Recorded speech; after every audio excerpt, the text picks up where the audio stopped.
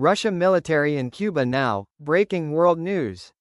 Breaking, devastating, historic. For 62 years, the United States believed one thing was untouchable, its own backyard. That belief just collapsed. Let me paint you the picture. Just 100 nautical miles from Florida, closer than Miami is to Orlando, a fully operational Russian military installation is now live. Not a rumor, not speculation, not propaganda, confirmed by commercial satellites. And here's the part that should make you stop breathing for a second. This base can intercept up to 70% of U.S. Southern Command military communications. Think about that. For the first time since the 1962 Cuban Missile Crisis, the United States does not have total control over its southern perimeter. No invasion, no warning shot, just silent radars watching everything. Washington didn't lose this in a war. It lost it quietly. Director of National Intelligence Avril Haines stood before the Armed Services Committee and admitted what the Pentagon had feared for months. Russia deployed resonance NE radar systems with a 120-kilometer range. That means every aircraft leaving MacDill Air Force Base in Tampa is tracked. Every vessel departing Naval Station Mayport is monitored. Every Coast Guard operation in the Florida Straits is observed. This is not a refueling port, not symbolism, not diplomacy. This is an electronic surveillance fortress. And here's the first shocking revelation. This was not Russian aggression. This was a response.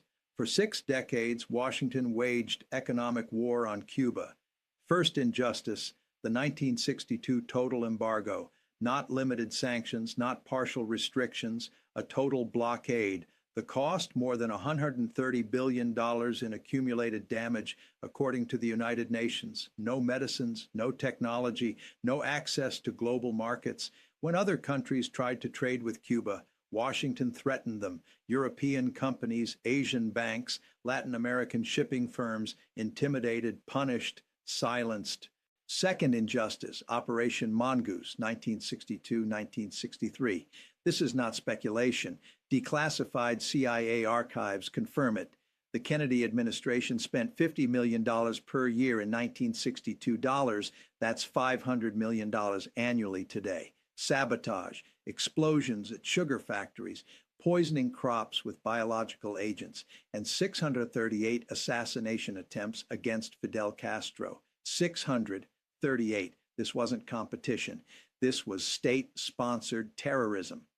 Third injustice, the Helms-Burton Act of 1996. Foreign companies could be sued in U.S. courts for doing business with Cuba, Spain, Canada, France. The United Nations voted 191-2 against it. Washington ignored the world for 28 years. Fourth injustice, the 2021 sanctions expansion. After Obama's brief opening in 2015, Trump reversed everything in 2017. Then Biden added 243 new financial restrictions, no access to SWIFT. Banks face fines up to $100 million.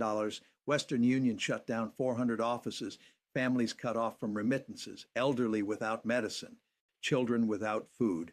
And here's the irony Washington never mentions. Americans suffered too. Arkansas farmers lost $500 million annually in rice sales. Alabama chicken producers lost 11 million consumers. New Jersey pharmaceutical companies lost $2 billion in contracts, all sacrificed for ideology. Now here's the second shocking revelation.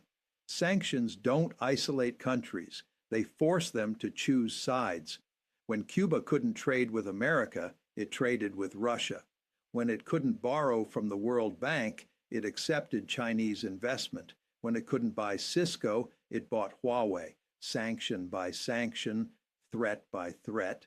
Washington pushed Havana straight into Moscow's arms. And now, a Russian military base 90 minutes from Washington, D.C.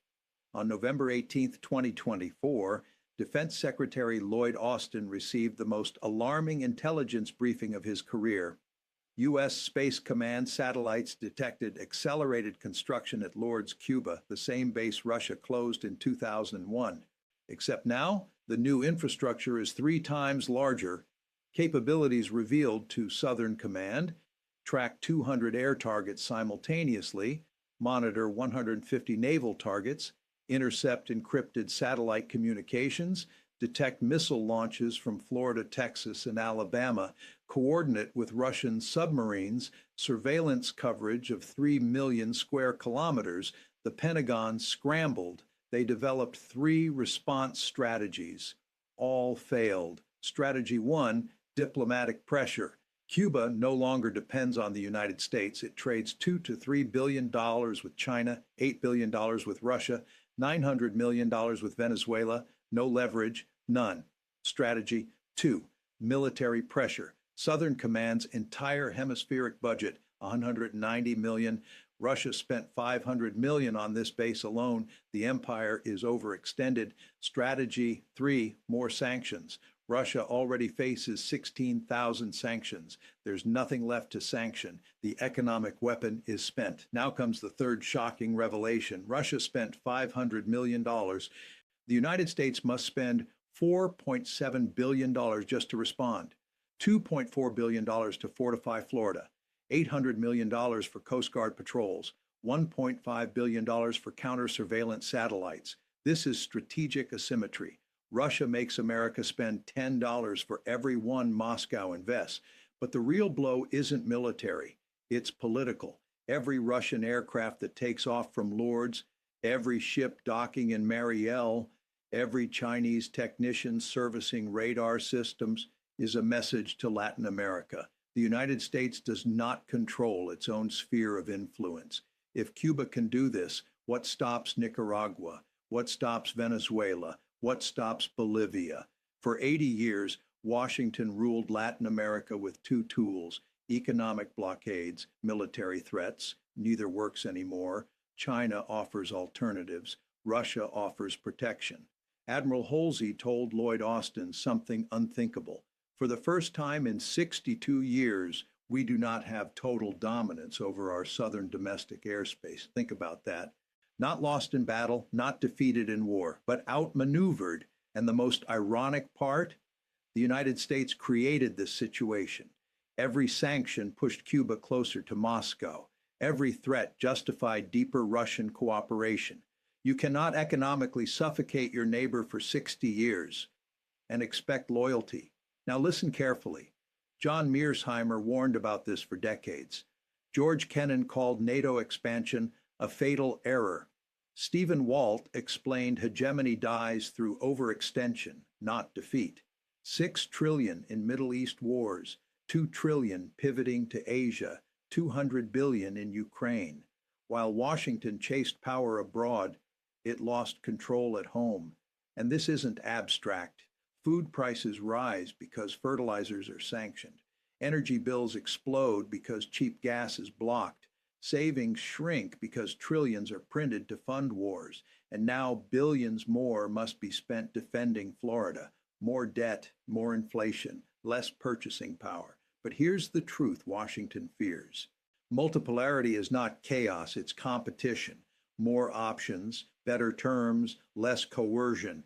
The unipolar world didn't end with bombs. It ended with a silent radar spinning quietly 100 miles from Miami. History teaches one brutal lesson: power built on coercion always collapses. Not suddenly, not violently, but inevitably. And when future historians mark the moment the unipolar order truly died, they won't point to a battlefield. They'll point to Lourdes, Cuba, November 2024, the moment the illusion finally shattered.